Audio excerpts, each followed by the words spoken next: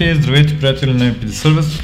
Днес ще правим едно пак отново вече добре познато табло на Seat Alhambra.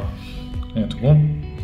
Тези табла се вграждат в няколко серии автомобили, като може да бъде вградено в Volkswagen Charan, в Seat Alhambra. Намира се това табло и в Ford Galaxy, като разликата при Ford Galaxy е, че този дисплей го няма. Има само този, който е за километрите.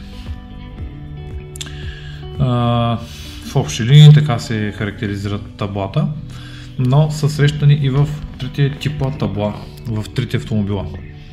Днес това табло няма да сменим подсветката, клиента каза, че му се вижда добре. Това, което ще правим по това табло е да сменим централният Full Face дисплей, защото вижте колко е избледнял. Даже тя камерата показва повече, отколкото се вижда на самия дисплей. И така, днес ще сменим Full Face дисплея с нов и малко по-късно ще ви покажем вече и готовият краен резултат. И това е вече новият Full Face дисплей. И така, това е резултата, който се получи. Ето, виждате колко добре се вижда. Така че, ако и вие имате нужда от подобна услуга, свържете се с нас на нашата Facebook страница.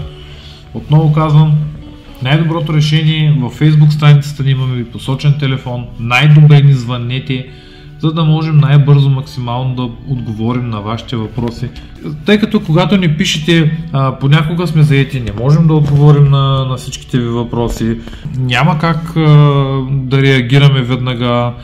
Затова наистина пишете ни на лично съобщение, но не можем веднага да отговорим. Най-добрият вариант е, пак казвам, звъннете на посочения телефон, който имаме.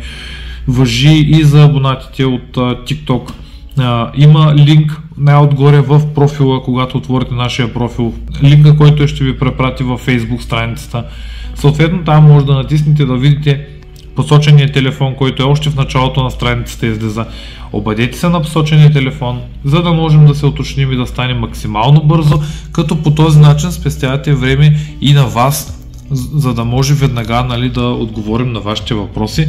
Също и на нас, за което благодарим. Също така много благодарим на всички хора за доверието, което ни гласуват. Скоро ще направя и видео на тази тема, защото станаха 4 години и наистина искаме да благодарим на всички вас за подкрепата през всички тези години, за доверието, което ни гласувахте и надявам се за доверието, което ние оправдахме с всичките толкова стотици клиенти, които са доволни от нашата работа. Винаги сме гледали да дадем най-доброто от себе си. Винаги гледаме клиента да тръгне доволен, независимо дали е по акаунт, независимо дали е на място тук в сервиза. Наистина искаме да ви благодарим за всичко, което правите за нас, за всичко, което ние правим за вас. Надявам се вие относно съответно да сте доволни.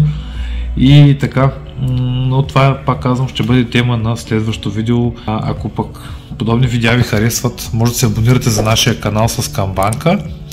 Напълно безплатно е, известява ви всеки път, когато извадим ново видео. И така, благодаря ви много и до следващото видео.